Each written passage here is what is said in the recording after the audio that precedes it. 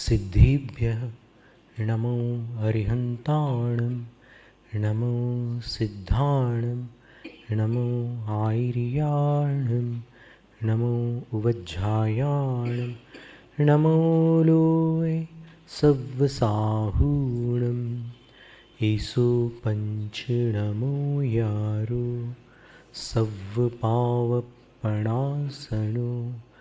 मङ्गलाणं च सव्वेसिं पठमं हवै मङ्गलं चत्तारि मङ्गलम् अरहन्तमङ्गलं सिद्धमङ्गलं साहुमङ्गलं केवलिपण्णत्तो धम्मो मङ्गलं चत्तारि लोगुत्तमा अरहन्तलोगुत्तमा सिद्धलोगुत्तमा साहुलोगुत्तमा केवलिपण्णत्तो धम्मो लोगुत्तमा चत्तारि शरणं पव्वज्जामि अरहन्तशरणं पव्वज्जामि सिद्धशरणं पव्वज्जामि साहुशरणं पव्वज्जामि केवलिपण्णत्तो धम्मो शरणं पव्वज्जामि। तीन लोक और तीन काल के पांचों परमेष्ठियों को नमोस्तु। परम भट्टारक महादेवादिदेव अरहंत परमात्मा जिनेन्द्र प्रभु वर्तमान धर्म तीर्थ शासन नायक तीर्थंकर भगवान श्री वर्धमान महावीर स्वामी को भक्तिपूर्वक वंदन। द्वादशांग श्रुत देवता स्वरूपा भगवती जिनवाणी सरस्वती देवी माता को भावपूर्ण वंदन। पूर्व शताब्दी के ज्ञानी ध्यानी तपस्वी परम श्रद्धेय चारित्र चक्रवर्ती धुरंधर आचार्य शांति सागर मुनिराज को नमोस्तु। दीक्षा शिक्षा गुरु आचार्य विद्यासागर महाराज को नमोस्तु।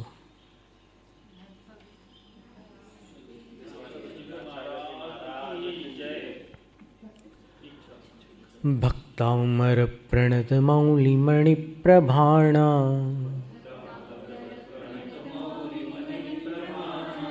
मुद्योत कंदलित पाप तमोवितानम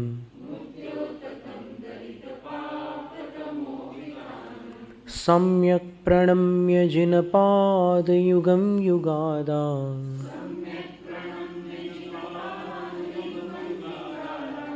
वालंबनं भवजले पततांजनानां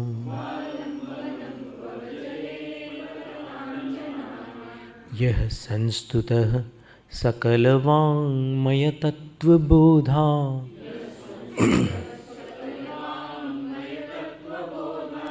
दुद्भूतबुद्धिपटुभिः सुरलोकनाथैः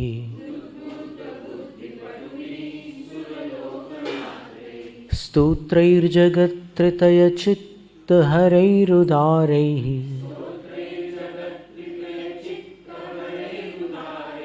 स्तोष्ये किलाहमपि तं प्रथमं जिनेन्द्रम्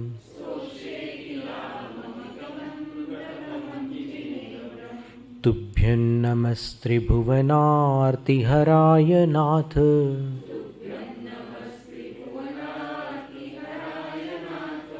तुभ्यं नमः क्षितितलामलभूषणाय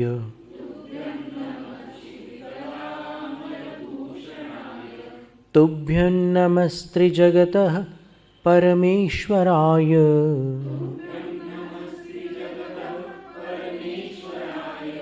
तुभ्यं नमो जिनभवो दधिशोषणाय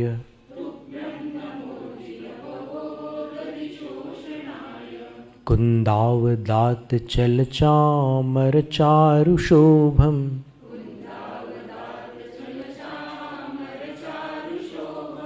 विभ्राजते तव वपुः कलधौतकान्तम्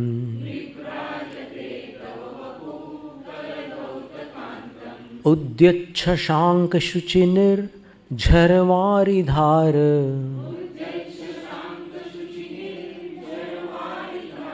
बस इस पंक्ति को सुधार लीजिए। उद्यच्छशांक शुचिनिर्झरवारि धार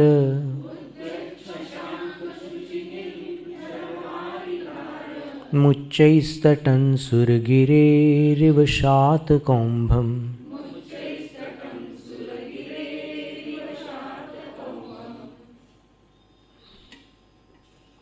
चामर प्रातिहार्य का वर्णन पिछले सत्र में अपन ने देखा था। इसमें एक विशेषता ये है, त्रिलोकसार ग्रंथ के अनुसार अगर अपन विचार करते हैं तो जैसे एक तरफ नागकुमार नागकुमारियाँ हैं, दूसरी ओर यक्ष और यक्षियाँ हैं। मिहुण गेही एक शब्द दिया है उसमें प्राकृत में, तो इसमें ये जोड़े हैं, और जोड़े माने देव और देवी के जोड़े हैं। वहाँ देखो मिहुण गेही ये जो शब्द है, इसके स्थान पर जुगल गेही भी लिख सकते थे, पर जुगल नहीं लिखा उन्होंने, मिहुण गेही लिखा।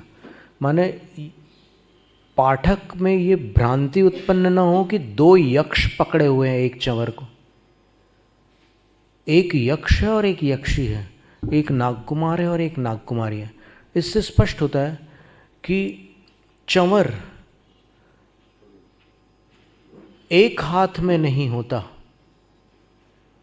एक चंवर दो हाथों में होता है।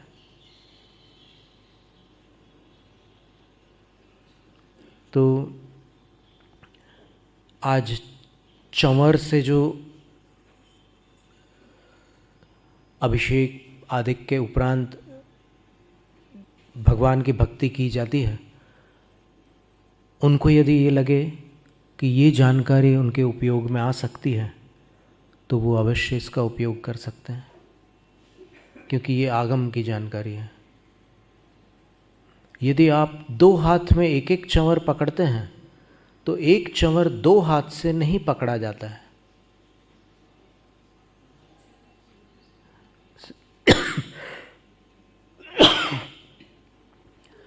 एक हाथ में आपने एक चंवर पकड़ा तो उस चंवर में कितने हाथ हैं? और त्रिलोकसार में कितने हाथ हैं? दो हाथ में एक चंवर है, तभी तो 64 के पास 32 चंवर है, इस तरफ भी और उस तरफ भी। सरल गणित है, समझ में आ जाए तो फिर ठीक है, अच्छी बात है, विशेष उसमें श्रम की आवश्यकता नहीं है। तो इससे ये स्पष्ट हुआ कि चंवर जो है वो इस काल के मनुष्यों में दो हाथों से पकड़ा जा सके उतने लंबे डंडे वाला हो। आप एकदम छोटा चंवर बनवाएंगे तो वो नहीं पकड़ा जा सकता दो हाथों द्वारा। तो ये बात हो गई। फिर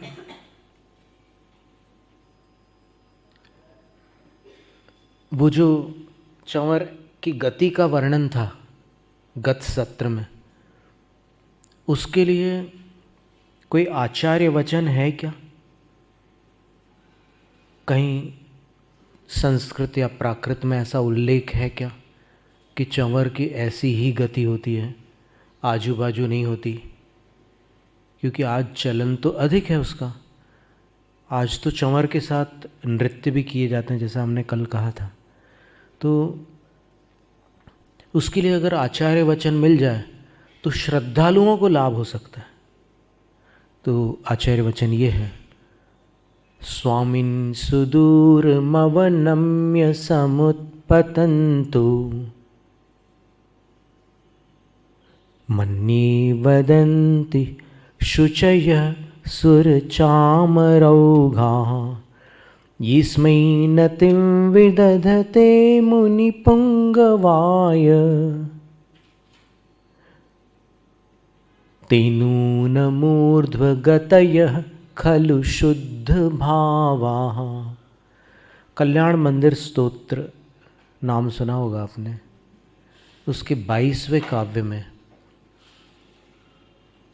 स्तुतिकार लिखते हैं, श्वेतांबर मतानुसार आचार्य सिद्धसेन दिवाकर द्वारा रचित है कल्याण मंदिर स्तोत्र। और दिगंबरों में ये मान्यता है कि आचार्य कुमुद चंद्र द्वारा रचित है। अंत अंत में कुमुद चंद्र नाम आता है। ठीक है, जिनके भी द्वारा रचित हो, काम की बात है, बात से मतलब है। क्या कह रहे हैं? स्वामिन आदिनाथ पार्श्वनाथ प्रभु से कह रहे हैं। भक्तामृत में तो आदिनाथ प्रभु से कहते हैं, यहाँ पर पार्श्वनाथ भगवान से कह रहे हैं, हे स्वामिन, सुदूर मवनम्य, बहुत दूर तक नीचे नमन करके, नम करके,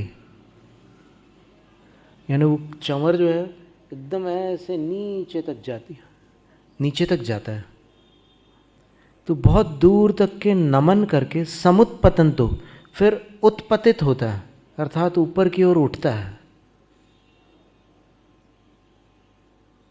और समुत्पतन तो जो है ये बहुवचन है। तो ऐसे सुर चामर औगा शुचय, सफ़ेद जो देवों द्वारा ढोले जा रहे चामर हैं, उनका समूह, यानी पूरे 64 चंवर, मन्ये, मैं मानता हूँ कि दर्शकों से वदंती, बात करते हैं, कुछ कहते हैं। दूर तक नीचे नमस्कार करके फिर ऊपर उठने वाले वे श्वेत। अब देखिए, चंवर का वर्ण भी ध्यान में रखने योग्य है। अब क्या है कि उसमें से जो वो तंतु रहते हैं उसको आज गोल्ड से ज़्यादा लगा हुआ है, क्योंकि अर्थ प्रेमी हो गए सब, जैनी कम है, बनिए ज़्यादा है, तो पीले रंग के चंवर बना दिए। छत्र तक पीले रंग के बना देते हैं। आज छत्र का वर्णन सुनिएगा, छत्र कभी पीले हो ही नहीं सकते कलिकाल के सिवाय।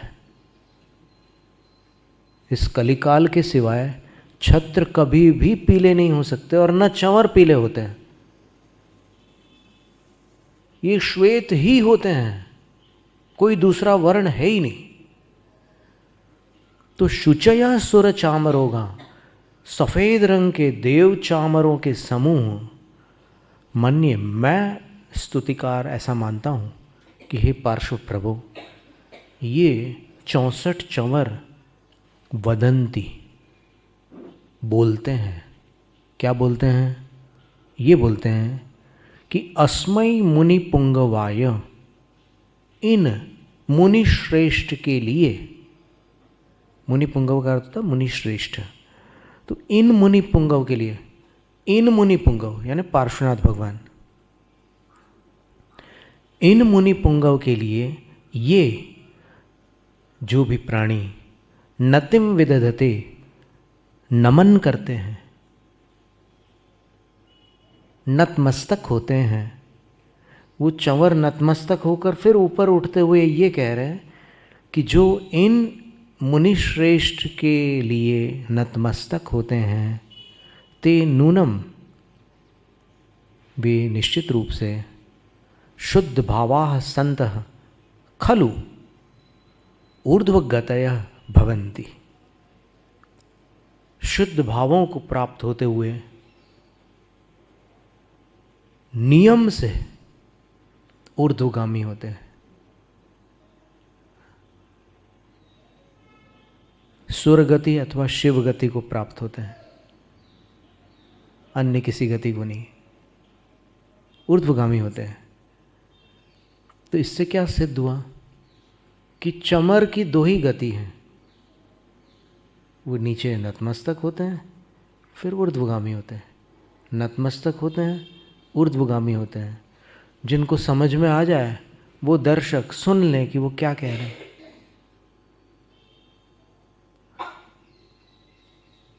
कल्याण मंदिर स्तोत्र के रचनाकार तो कहते हैं कि मैं मानता हूँ कि वो ऐसा कह रहे हैं। क्या कैसा कह रहे हैं?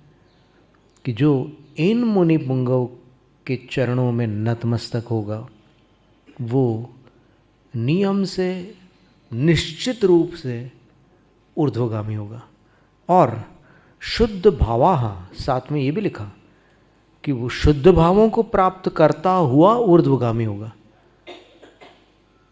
ऐसे ऊर्ध्वगामी नहीं होगा, शुद्ध भावों को प्राप्त करेगा। क्योंकि चंवर जब ऐसे झुकते हैं तो उनके जो रेशे होते हैं वो अत्यंत मृदु होते हैं, वो हवा में लहराते हैं, और जैसे ही ऊपर उठाते हैं तो ऐसे फैलते हैं, तो उसकी सफ़ेदी अभिव्यक्त होती है। वो शुद्ध भाव का प्रतीक है सफ़ेदी। तो वे शुद्ध भाव वाले होते हुए ऊर्ध्वगामी होते हैं।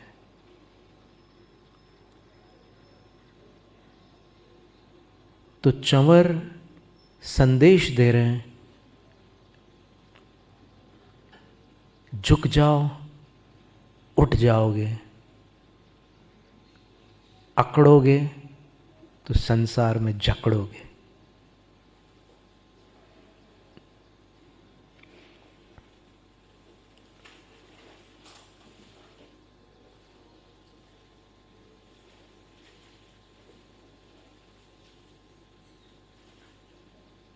अब तीन छत्र प्रातिहार्य का चित्रण है। ये तीन छत्र तीर्थंकर के ही होते हैं, अन्य किसी के नहीं। कोई लगवा ले तो बात अलग है, वही काल का प्रभाव है।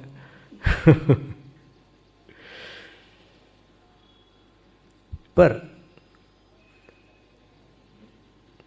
यहां पर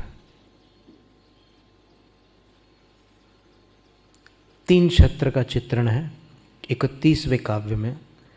इसमें पहले अपन पाठ देखते हैं, फिर लय, फिर अर्थ।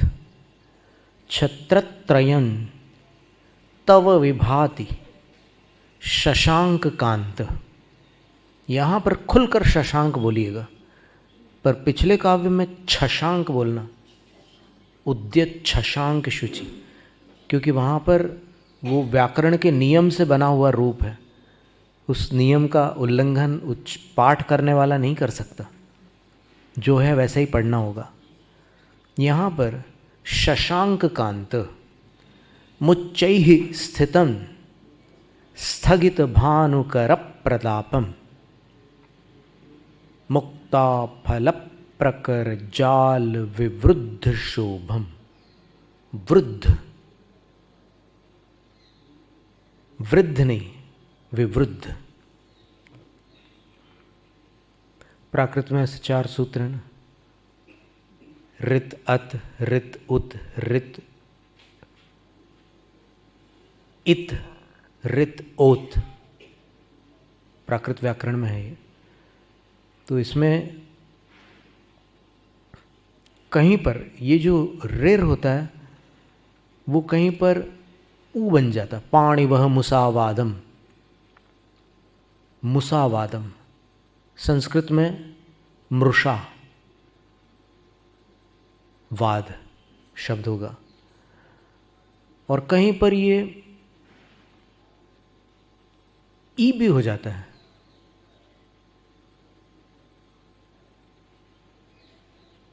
केवल नाणाई गुण समिद्धोहम, गुण समिद्धोहम। तो समिद्ध ये जो शब्द है संस्कृत में समृद्ध शब्द है, तो वहाँ पर ई है, समिद्ध, समुद्ध नहीं है, समिद्ध शब्द है। इसी प्रकार अपन उत्तरापथ में जिसको वृक्ष बोलते हैं, प्राकृत में रुक्ष है। तो संस्कृत में उसकी जो छाया बनेगी, देखो छाया हमेशा आपको संस्कृत में मिलेगी, गाथा प्राकृत में होगी और छाया संस्कृत में मिलेगी। तो छाया मूल आकृति से भिन्न नहीं होती।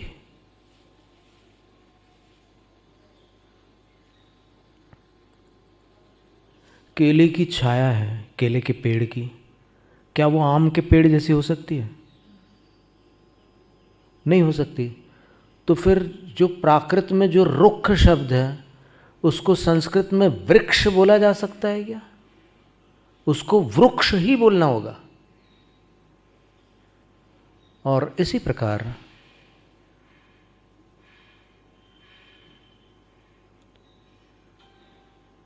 बालो वा वुड्ढो वा समभिहदो वा पुणो गिलाणो वा, प्रवचन सार की गाथा है। उसकी छाया में क्या लिखा है? बालो वा वृद्धो वा या वृद्धो वा। ऊपर प्राकृत में क्या था? बुढ़ो वा। हिंदी में क्या है? बूढ़ा। तो संस्कृत में वृद्धो कैसे बन जाएगा? वृद्धो वा। बालो वा वृद्धो वा श्रमाभिहतो वा पुनर्ग्लानो वा। छाया ऐसी बनेगी उसकी। तो इस अपेक्षा से विचार करने पर प्राकृत के आलंबन से यदि अपन संस्कृत के शब्दों का पाठ करते हैं तो फिर ऐसा उच्चारण होता है, विवृद्ध शोभम। और अगर कहीं रूढ़ रूप से ईकार का ही उच्चारण चला आ रहा है तो उसके प्रति अपना कोई विशेष आग्रह नहीं है। केवल अपन ने यहाँ पर प्राकृत से संस्कृत छाया की एक प्रणाली का उल्लेख मात्र किया है। और दक्षिणापथ में हर जगह ऊ बोलते हैं।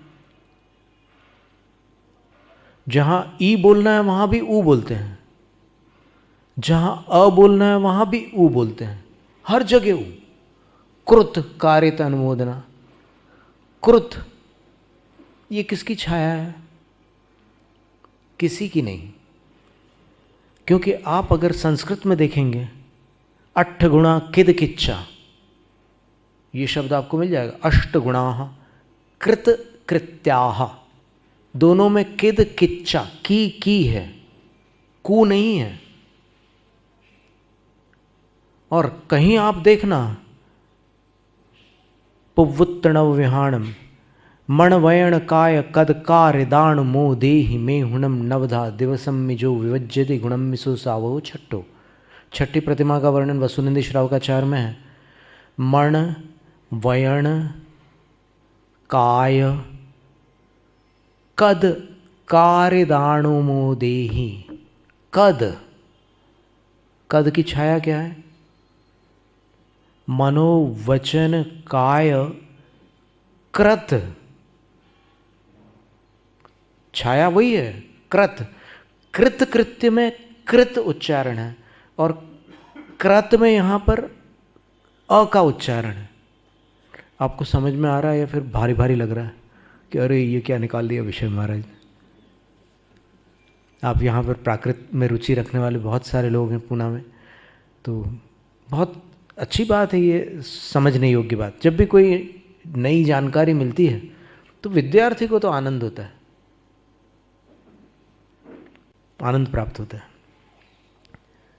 ये चर्चा हमने पूना में भी की। वहाँ पूना के बाहर वाराणसी में भी हमने वहाँ के विद्वानों के सामने ये बात रखी थी।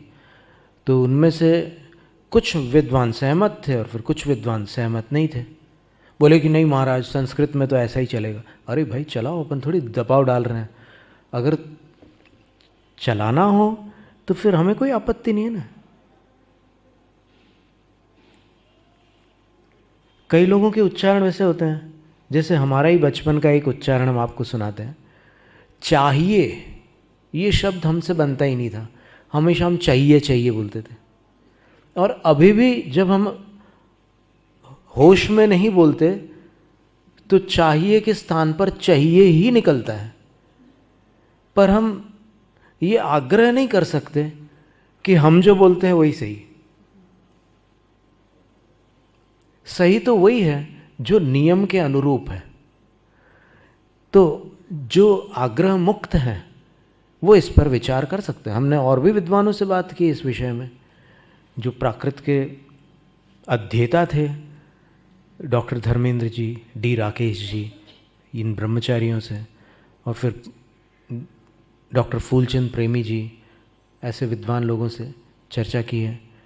तो कुछ विद्वान इसमें सहमत नहीं थे और कुछ बोल रहे थे कि अच्छा, डॉक्टर भागचंद भागेंदु जिन्होंने 40 लोगों को पीएचडी करवाई, उनसे भी बात की तो उन्होंने बोला कि ये विचार आपका अच्छा है। और फिर उन्होंने ये सूत्र बताया हमें प्राकृत व्याकरण के, ऋत अत आदि 4 सूत्र। तो अगर ज्ञान के द्वार खुले हों तो नई जानकारी को स्थान मिलता है।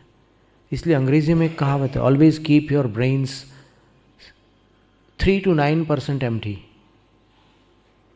अपने दिमाग हमेशा 3 से 9% रिक्त रखिए, कुछ नया उसमें स्थान पा सके। अगर पूरा भरा रखोगे तो फिर कुछ अंदर समा नहीं सकेगा। तो विवृद्ध शोभम प्रख्यापयत त्रिजगतः परमेश्वरत्वम। लय में पढ़ते हैं,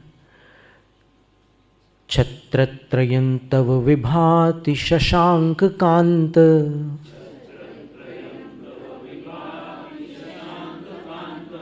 मुच्चैः स्थितं स्थगित भानुकर प्रतापम्,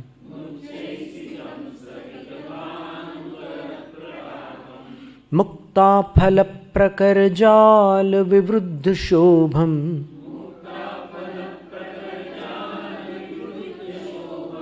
प्रख्यापयत् त्रिजगतः परमेश्वरत्वम्।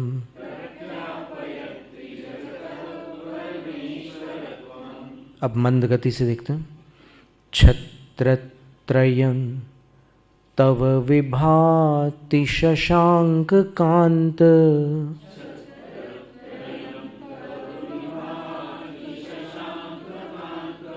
मुच्चैः स्थितं स्थगित भानुकर प्रतापम्,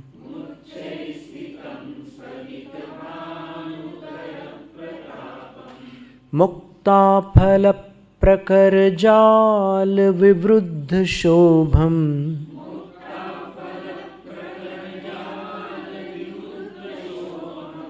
प्रख्यापयत् त्रिजगतः परमेश्वरत्वम्।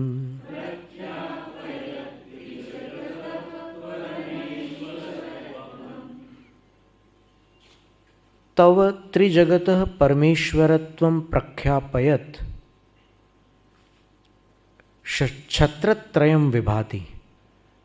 आप 3 जगत के परमेश्वर हैं, तो आपके त्रिजगत विषयक परमेश्वर पने को प्रख्यापित करने वाला 3 छत्र प्रातिहार्य विभाति, अत्यंत भाता है, अत्यंत शोभित होता है। कैसा है वह छत्रत्रय? शशांक कांत, चंद्रमा जैसा मनोहर है। तो चंद्रमा जैसा जो पदार्थ मनोहर होगा वो सफ़ेद रंग का ही हो सकता है, लाल रंग का तो नहीं हो सकता, पीले रंग का भी नहीं हो सकता। शशांक कांत कह रहे हैं तो चंद्रमा जैसा सुंदर है, श्वेत वर्ण वाला है। और कैसा है? उच्चैः स्थितम, ऊंचाई पर है। वो एकदम सिर के पास नहीं है, सिर के अधिक निकट होने से वो टोपी जैसा लगता है दूर से देखने वालों को। तो ऊंचाई पर है, एक व्यवस्थित ऊंचाई पर। अब ऊंचाई का अर्थ ऐसा नहीं है कि भगवान यहाँ पर है और फिर वो एकदम ऊपर एक छत्र कहीं दूर दिख रहा है ऐसे ऊपर, उसको ऐसे करके देखना पड़ रहा है। इतना ऊंचा भी नहीं, लेकिन ऊंचाई पर है। और ऊंचाई पर होने के साथ साथ कैसा है? स्थित है, अर्थात अचल है। इस कलिकाल की बलिहारी है कि छत्र भी जंजीरों पर लटकाए जाने लगे। चेन लगे रहते हैं छत्रों पर, पता नहीं कहाँ से किसने सीखा और किसने सिखाया। अभी सिखाने वालों की भी कमी नहीं है और सीखने वालों की भी कमी नहीं है। आँख वाले बने और कान वाले बने। अगर सारे जिन भक्त आँखों वाले हों और कानों वाले हों तो फिर सारे विवाद समाप्त हो जाए। आँखों वाले का तात्पर्य ये है कि आँखों से आगम को पढ़ने के लिए राजी हो। किसी ने कुछ बोल दिया तो बस उसको मान लिया, ऐसे धर्मांध नहीं बनना। जिन शासन में धर्मांध शब्द का कोई अस्तित्व नहीं है, और अगर अस्तित्व है तो वो प्रथम गुणस्थान के रूप में है, मिथ्या दृष्टि के रूप में है। सम्यक दृष्टि कभी धर्मांध नहीं होता। आंखें आगम हो, यानी आंखों वाला वो व्यक्ति है जो आगम को देखने के लिए राजी हो। नहीं, हमें जरूरत नहीं आगम देखने की, मत देखो, कोई बात नहीं, तुम्हारा नंबर 1 है गुणस्थान, टेंशन क्या लेते हो।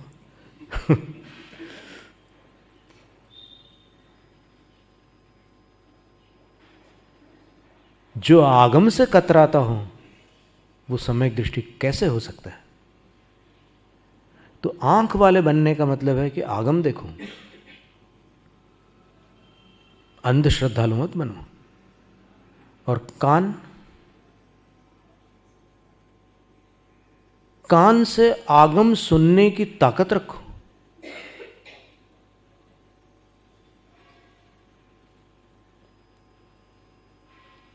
किसी ने कुछ कह दिया उसको मान लिया, फिर किसी ने कुछ कह दिया उसको मान लिया, फिर तीसरे ने कुछ बोल दिया उसको मान लिया। इसका नाम अनेकांत नहीं है, इसका नाम तो मिर्ज़ापुरी लोटा है। मिर्ज़ापुरी लोटे के नीचे वो ब्रिम वो नहीं होती, स्टैंड नहीं होता, वो ऐसा गोल लोटा होता है। इधर से धक्का मारो तो उधर हो जाता, उधर से धक्का मारो तो इधर हो जाता। गंगा गए गंगादास, जमुना गए जमुना दास, ऐसे काम नहीं चलता।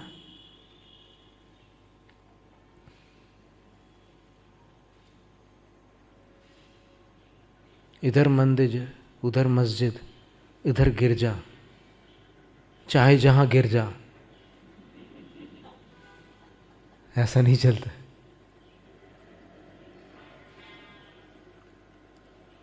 और जितने भी नामी भक्त हुए हैं संसार में, किसी भी संप्रदाय के, वो एक पर आस्था रखने वाले थे। आप छांट करके निकाल लो। नरसिंह मेहता को देख लो, मीराबाई को देख लो, हनुमान को देख लो, जितने भी भक्त शिरोमणि हुए,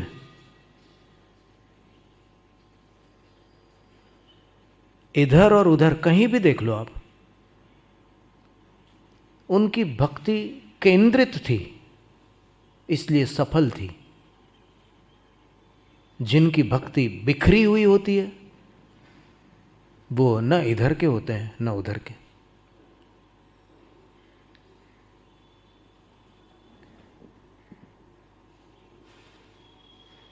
तो आप तीनों जगत के परमेश्वर हैं, इस बात को प्रख्यापित करता हुआ, प्रकट करता हुआ, व्यक्त करता हुआ यह 3 छत्र प्रातिहार्य शोभित होता है।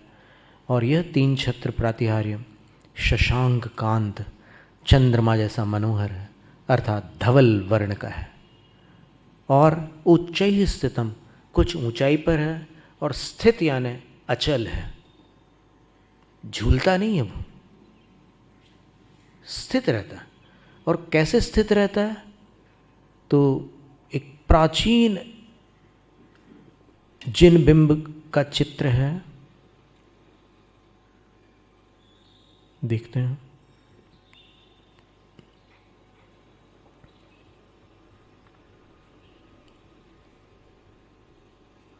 वो 3 छत्र ऐसे ऊपर से नहीं लगा रहता, नीचे से उसके अंदर बीचों बीच एक डंडा जाता है और उसमें वो 3 छत्र लगे रहते हैं। नीचे वाला सबसे बड़ा होता है, बीच वाला मध्यम होता है और ऊपर वाला उससे छोटा होता है।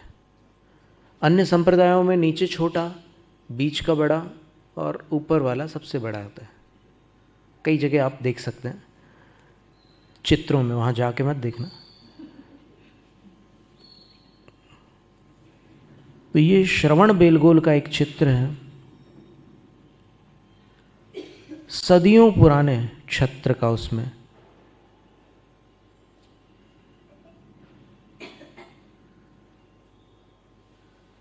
पीतल धातु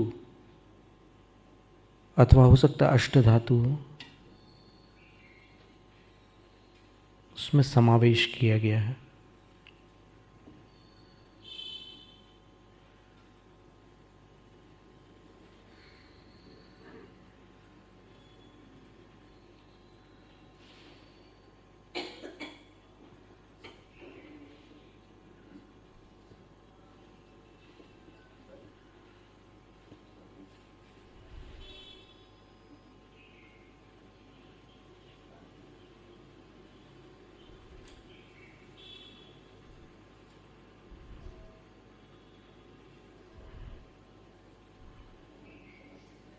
यदि अभी अल्प समय में मिल जाता है तो अच्छी बात है, अन्यथा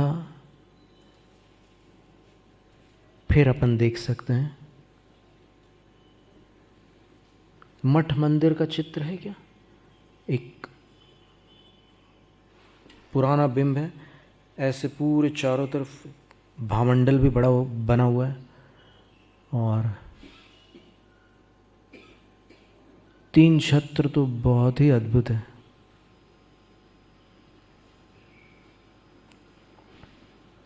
चंद्रप्रभ भगवान के मंदिर में है। अपन समझने के लिए इतने सारे ये सब रेफरेंसेस ले करके एक श्लोक का विस्तार करते हैं ताकि वो स्मृति में बैठ जाए। मिल गया? क्या शोभा है।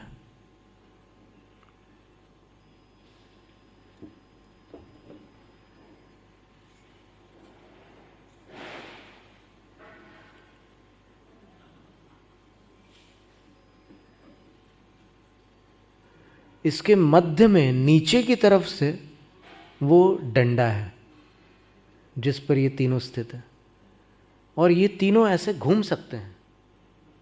छत्र का फिरना पुण्य का ठाठ माना गया है और छत्र का हिलना अस्थिर शासन का प्रतीक माना गया है। छत्र हिलेंगे तो आपका शासन स्थिर नहीं रहेगा। दिख गए सबको?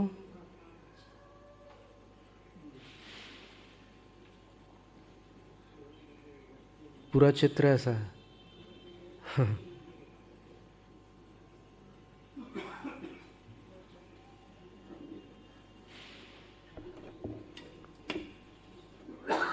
देखो, उत्साह तो बहुत है भक्तों में, पर उसको अगर सही दिशा मिल जाए आगम के माध्यम से,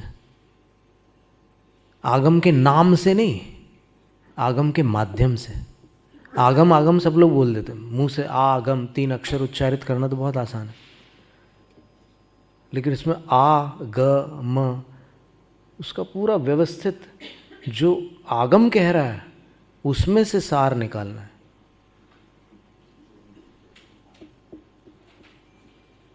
ऐसे 3 छत्र, ये पीतल के बने इसलिए इसका कलर भी आगम अनुकूल नहीं है, ये तो स्वीकार करना ही होगा।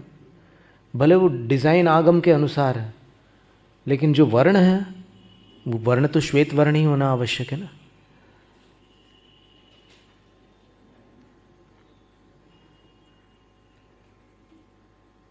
और कैसा है छत्रत्रय? स्थगित भानुकर प्रतापम, जो सूर्य के कर यानी किरणों के, प्रताप यानी गर्माहट, घाम को स्थगित करने वाला है। यानी वो छत्र इतना है जैसे जो प्रतिष्ठा ग्रंथों के अध्येता है और फिर प्रतिष्ठा शास्त्री हैं, प्रतिष्ठाचार्य हैं, वो बताते हैं कि उन शास्त्रों में जो वर्णन है छत्रों का वो ऐसा है कि आप यदि ऊपर से देखो उन छत्रों को तो जो बड़ा वाला छत्र है उसकी परिधि में अर्थात सरकमफेरेंस में भगवान की नासिका और कर्ण अंदर समा जाए, इतना बड़ा वो छत्र होता है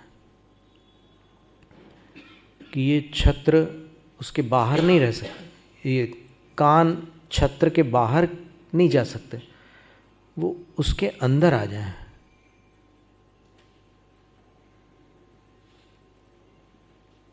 सूर्य किरणों के घाम को रोकने वाला होता है। और कैसा होता है तो बोले मुक्ता फल प्रकर जाल विवृद्ध शोभम। मुक्ता फल का अर्थ होता है मोती। मोतियों का जो प्रकर है, समूह है, निकर प्रकर, ये सब समूह के पर्यायवाची शब्द हैं। तो मोतियों का जो समूह है उनके जाल से, अब वो मोती जो होते हैं उनको बुन करके एक जाल की आकृति दी जाती है। गुजरात तरफ आप जाएंगे, सौराष्ट्र तरफ, वैसे ही गुजरात में ही अगर चले जाएं तो भी आपको कई घरों पर तोरण बंधे हुए मिलेंगे और उन तोरणों को नायलॉन के धागे से, वो जो बीड्स हैं, जो दाने हैं, उनको पिरो करके बनाया गया है और बहुत अलग अलग प्रकार की कलाकृतियाँ आपको उसमें देखने मिल सकती है। कई द्वारों पर अपने को देखने को मिलते, छोटे छोटे घरों में भी, और रंग बिरंगे वो दाने होते हैं उसके। तो यहाँ पर जो आचार्य महाराज वर्णन कर रहे हैं वो वैसे ही वर्णन है कि जैसे द्वारों पर तोरण बंधे रहते हैं वैसे ही छत्र की किनारों पर मोतियों की वैसी ही संरचना होने के कारण मुक्ता फल प्रकर जाल, मोतियों के समूह का जाल होने से विवृद्ध शोभम छत्रत्रयम, जिसकी शोभा विशेष वृद्धि को प्राप्त हो चुकी है। अर्थात मोतियों के गुच्छों से वो 3 छत्र प्रातिहार्य अधिक शोभित है। तो वह 3 छत्र प्रातिहार्य भगवान के त्रिजगत परमेश्वरत्वम, 3 जगत के परमेश्वर पने को प्रख्यापयत, प्रकट करता हुआ विभाति, शोभित होता है। इस तरह काव्य का अर्थ हुआ। अब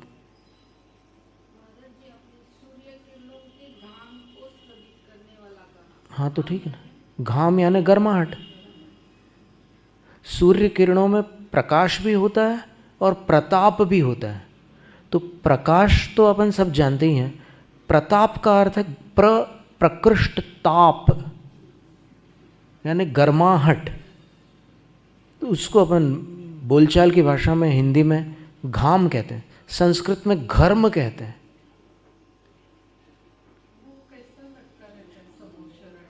लटका ही नहीं रहता वो,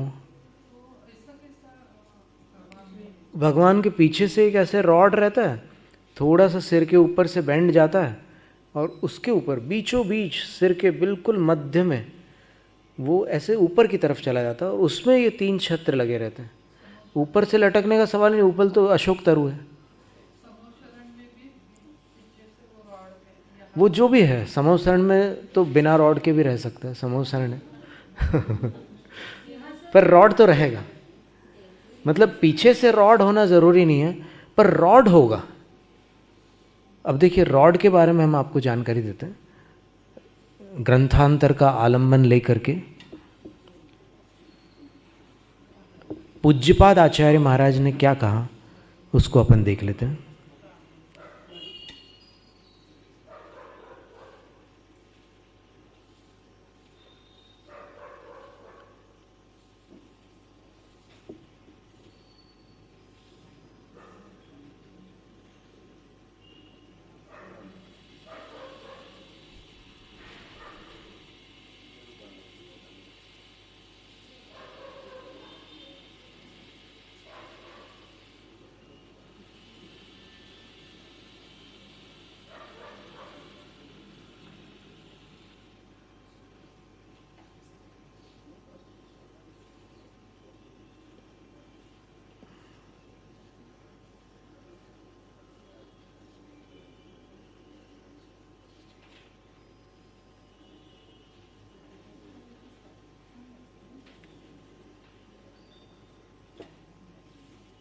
त्रिभुवन पतिता लांछन।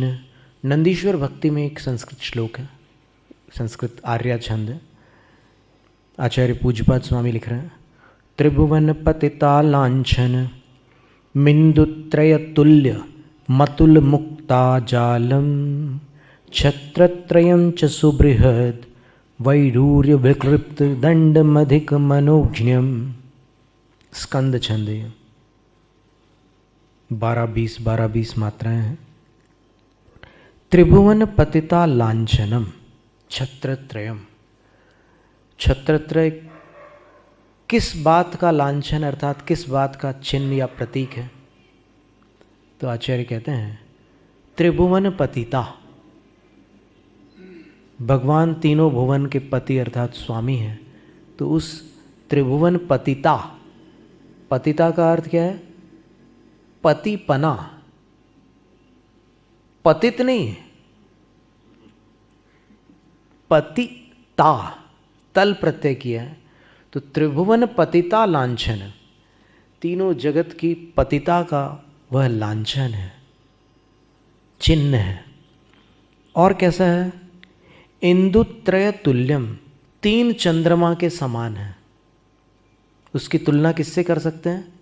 3 चंद्रमा।